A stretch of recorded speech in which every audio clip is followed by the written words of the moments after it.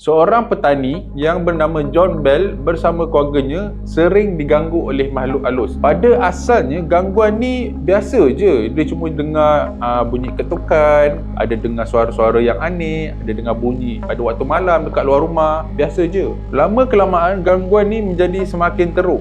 Maksudnya barang-barang dekat rumah dia mula bergerak sendiri. Anak dia kena cakar, kena tampar. Lepas tu pada tepat je lewat malam ada dengar satu suara misteri yang berkumandang kat dalam rumah. Akhirnya keluarga John Bell ni mula sedar yang keluarga dorang ni mula diganggu oleh roh yang sangat jahat yang dikenali sebagai Bell Witch oleh penduduk-penduduk tempatan. So disebabkan dalam keadaan yang putus asa, John Bell ini meminta bantuan daripada kawan-kawannya, jiran-jiran dan juga penduduk tempatan. So diorang ni semua mula datang ke rumah John Bell untuk experience sendiri, rasa sendiri gangguan yang diberitahu oleh John Bell itu. Tak lama kemudian, keluarga John Bell ni mula terkenal dengan gangguan yang berlaku di rumahnya, menyebabkan pelbagai jenis orang termasuk pemburu-pemburu hantu datang ke rumahnya untuk cuba membantu John Bell dan keluarganya menghalau entiti tersebut. Tetapi disebabkan apa yang berlaku, entiti tersebut menjadi semakin kuat